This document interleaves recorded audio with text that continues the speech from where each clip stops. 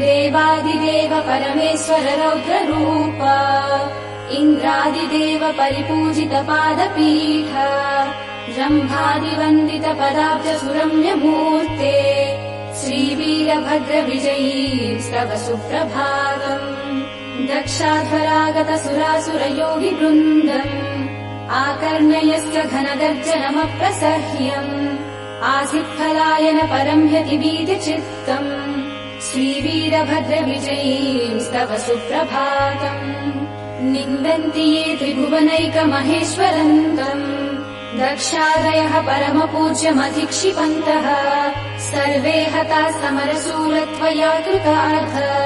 श्रीवीरभद्र विजयी स्तव सुप्रभातम्